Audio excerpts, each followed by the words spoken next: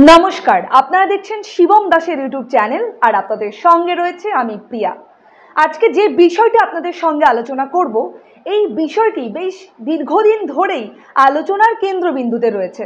আর এই বিষয়টির সঙ্গে যে মানুষটির নাম যুক্ত রয়েছে তিনি হলেন টলিউডের স্বনামধন্য পরিচালক অনীক দত্ত। আপনারা ইতিমধ্যেই জানেন, লোকসভা নির্বাচনকে কেন্দ্র করে পরিচালক অনীক দত্তের সঙ্গে তৃণমূল সমর্থকদের বচসা বাধে। আর এমনই অভিযোগ পরিচালক অনীক দত্ত নিজেই সামনে এনেছিলেন। তিনি কি জানিয়েছিলেন? তিনি জানিয়েছিলেন ভোট দিয়ে বেরোনোর পরে তিনি একটি বুথ দেখতে পান, যেখানে বেশ কয়েকজন তৃণমূল সমর্থক জটলা বেঁধে বসেছিল। অনীক দত্ত ভোট দিয়ে চলে আসার সময় এই তৃণমূল সমর্থকদের সাথে তার কথা কাটাকাটি হয়। এমনই বিস্ফোরক অভিযোগ তিনি ভিডিওতে এসে সর্বসমক্ষে বলেছিলেন।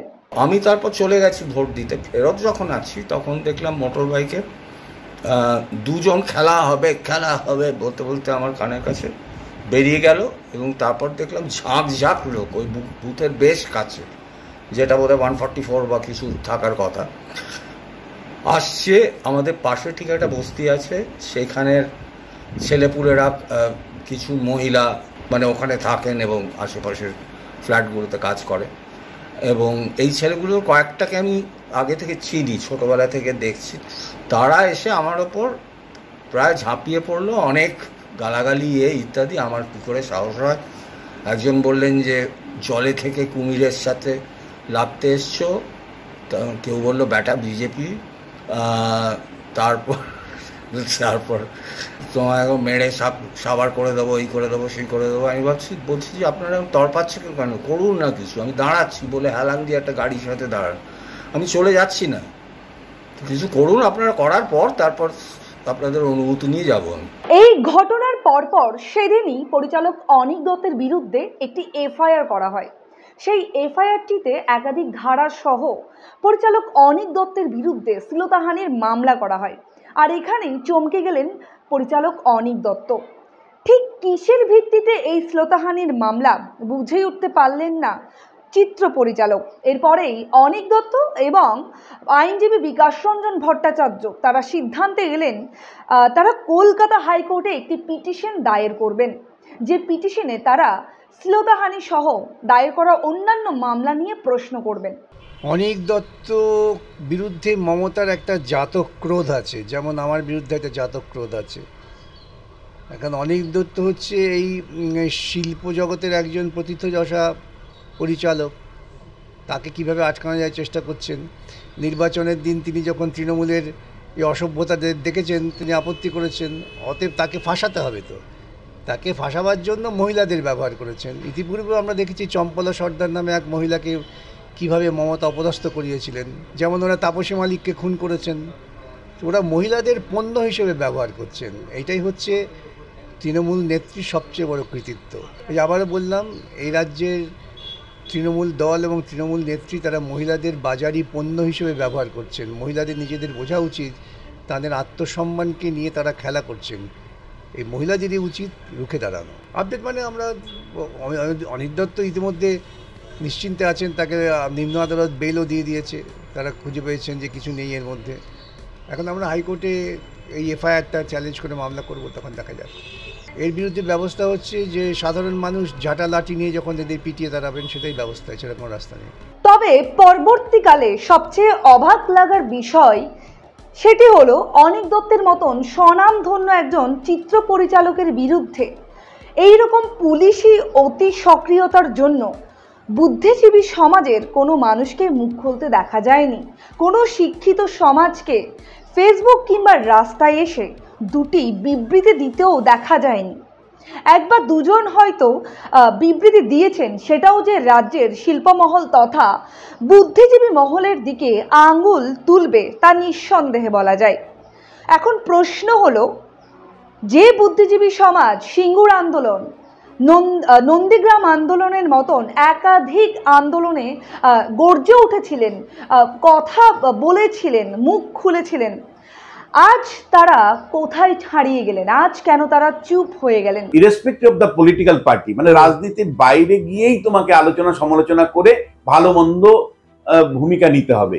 মানে কৌশিকের যেটা সমস্যা, কৌশিক হলো বিজেপির এগেনস্টে, ও প্রকাশ্যে বলে যে আমি চাই তৃণমূল ক্ষমতায় থাকলেও থাকুক, কিন্তু বিজেপি যাতে ক্ষমতায় না আসে, সেটা ও প্রকাশ্যে বলেছে। ফলে কৌশিকের একটা বায়াস্ট আছে, বায়াস্ট হলো এগেনস্ট বিজেপি। ফলে কৌশিকের ভয়েস, কৌশিক সেখানেই ভয়েস তোলে মানে যেখানে বিজেপির অসুবিধে হবে, কৌশিক সেখানেই ভয়েস তোলে তৃণমূলের বিরুদ্ধে যেখানে বিজেপি কোনো অ্যাডভান্টেজ পাবে না। ফলে এইখানে ও খুব সিলেক্টিভ। দেখো, খুব পরিষ্কার করে বলতে চাই, এর বাইরে আরেক ধরনের মানুষ আমরা দেখেছি যারা আদর্শগত কারণে কিন্তু রাজনীতি করেন বা রাজনীতির ধারায় যুক্ত থাকেন, এবং তারা কিন্তু দল ক্ষমতায় আছে কি ক্ষমতায় নেই সেইটা নিয়ে ভাবিত না, তারা বিশ্বাস করেন আদর্শগত ভাব থেকে। ফলে সুযোগ সুবিধার বাইরে গিয়েও দল ক্ষমতায় নেই, রাজনীতি ক্ষমতায় নেই, তারপরেও তারা থাকেন। সব্যসাচী চক্রবর্তীর কথা তুমি যদি বলো, বাদশাহ মৈত্রের কথা যদি বলো, মানসী সিনহার কথা তুমি যদি বলো, রাহুল চক্রবর্তীর কথা তুমি যদি বলো, রাহুল ব্যানার্জির কথা যদি তুমি বলো, অনিক দত্তের কথা যদি বলো, এই মানুষগুলো কিন্তু সত্যি বলতে কি যে এরা বামপন্থী ভাবনা চিন্তা প্রকাশ্যে বলেন যে আমরা বামপন্থী চিন্তা ভাবনায় বিশ্বাস করি। এদের জীবনে অনেক রকম ঘাত প্রতিঘাত এসছে। অনিক দত্তের জন্য আমরা গলা ফাটিয়েছি যে তার কিভাবে ভূতের ভবিষ্যৎ কিভাবে আটকে দিয়েছিল মমতা বন্দ্যোপাধ্যায়ের সরকার। আমরা দেখেছি তিনি হল পাননি, মানে কার্যত তাকে তিনি আদালতে যেতে হয়েছিল, সুপ্রিম কোর্টের রায়ে তাকে পরে ক্ষতিপূরণ দিতে রাজ্য সরকার বাধ্য হয়েছিল। এবং সেই সময় আমরা কিন্তু যারা প্যানেলিস্ট হিসাবে থাকি আমরা কিন্তু সরব হয়েছিলাম। আমরা সকলেই জানি বুদ্ধিজীবীরা হয়তো সমাজ বদলাতে পারবেন না, কিন্তু সমাজের এমন কিছু ঘটনা যেগুলিকে উত্থাপন করে বুদ্ধিজীবীরা সমাজের মানুষের মনে নাড়া দিতে পারেন। কিন্তু যখন বুদ্ধিজীবীরা কার্যত চুপ হয়ে যায়, তখন রাজ্যের বা সমাজের যে দৈন্যদশা সেটাই মূলত স্পষ্ট হয়ে ওঠে, মূলত সেটাই প্রতিষ্ঠিত হয়। স্টার্টিং ফ্রম জয় গোস্বামী, কবি শ্রীজাত, শীর্ষেন্দু মুখোপাধ্যায়, আমি বলছি যত এই সুবোধ সরকার যে টিমটা আছে পশ্চিমবঙ্গের মধ্যে এখনো পেছনে দাঁড়িয়ে দাঁড়িয়ে ঢেঁড়া পিটছে এদের, আমি বলছি এদের ইমিডিয়েটলি জেলে ঢোকানো দরকার। মানে এদের জন্যই মমতা এত বড় বেড়েছে। করার চেষ্টা করেছিলেন অনিক দত্তকে ফাঁসিয়ে দেওয়ার, ওর পিসির তো একটা কৃতিত্ব আছে মহিলাদের অপদস্থ করা। চম্পলা সর্দারকে তৈরি করেছিলেন, সে বেচারা এখন গ্রামে মুখ লুকিয়ে থাকেন, এখন এই শহরের বুকে আরো কিছু চম্পলা সর্দার তৈরি করার চেষ্টা করছেন। সমাজের যত রকম ঘৃণ্য কাজ সেটা তৃণমূল দল এবং তার কিছু কিছু নেতারা করেন, তাই তারা এই ঘৃণ্য কাজের বিরুদ্ধে যারা স্পষ্টভাবে তাদের অবস্থান ঘোষণা করেন তাদের বিরুদ্ধে গালমন্দ করবেন, অনেক কিছু করবেন। উনি উদ্বাহ নৃত্য করুন, আইনজীবীদের সম্পর্কে তদন্ত করবার দাবি নিয়ে আমার কোনো আপত্তি নেই, আমার বামপন্থী কোনো সহকর্মীর কোনো আপত্তি নেই, কিন্তু তার আগে একটু সরকারি খরচের হিসেবটা করুন, সেটা কাজে হবে। না, অনিক দত্তকে তো ওরা পরিকল্পিতভাবে হ্যারাস করছেন।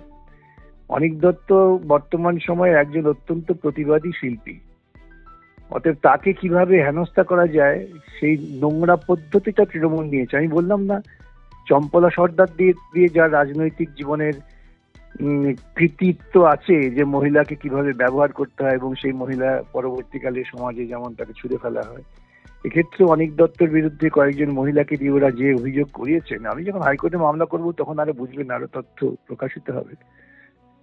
এখন সব কথা বলছি না। এ থেকে প্রমাণ হয় যে সমাজের সমস্ত রকম শালীনতা, সমাজের সমস্ত রকম সভ্যতার যে শৃঙ্খল ধ্বংস করে দিচ্ছে তৃণমূল সম্পূর্ণ। আমি তো বলছি, আরো সব কথা বলছি না কেন, আদালতে সওয়াল করতে হবে, এখন বলে ফেললে মুশকিল আসবে। এটা সম্পূর্ণভাবে, যেহেতু অনিক দত্ত ওদের ভোটের দিন অসভ্যতার বিরুদ্ধে কথা বলেছেন এবং তিনি সেটা ভিডিও করে জানিয়েছেন, এবং তারপরে তার ভিডিওর প্রত্যুত্তর আমিও বলেছিলাম যথাযথ আইনি ব্যবস্থা নেব, সেই জন্যই তারা কিছু মহিলাকে সাজিয়েছেন। দুর্ভাগ্য যে মহিলাদের তারা এভাবে ব্যবহার করছেন, এবং আরো যা যা আছে সেটা আবার বলছি, আদালতে সওয়ালের সময় বলবো, এখানে বলছি না। দেখুন, এই যে আপনারা শব্দগুলো ব্যবহার করেন না, আমরাও করি, বুদ্ধিজীবী, এই শব্দগুলোটাই তো অপপ্রয়োগের পর্যায়ে এখন পৌঁছে গিয়েছে। যে সাধারণ মানুষটা প্রতিবাদ করে দাঁড়াতে পারে তিনিই বুদ্ধিজীবী, যিনি প্রতিবাদ করতে জানেন না সামাজিক অসাম্যের বিরুদ্ধে, সমাজকে কলুষিত করার প্রচেষ্টার বিরুদ্ধে, তাদের আপনি বুদ্ধিজীবী বলতে পারেন? আমার তো মনে হয় না। বুদ্ধি কাকে বলে? যা মানুষের বোধকে জাগ্রত করে।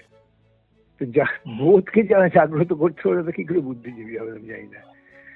রবীন্দ্রনাথ ছিলেন বুদ্ধিজীবী। জালিয়ানওয়ালাবাগের দুর্ধর্ষ হত্যাকাণ্ডের পর যিনি সরাসরি উঠেছিলেন এবং গোটা পৃথিবীকে জাগাতে পেরেছিলেন।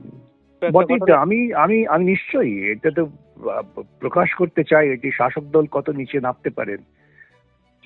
আমি তো অনিক বাবুকে বলেছি যে আপনি সোজা হয়ে দাঁড়ান, আদালতে যাবো, লড়াই করবো।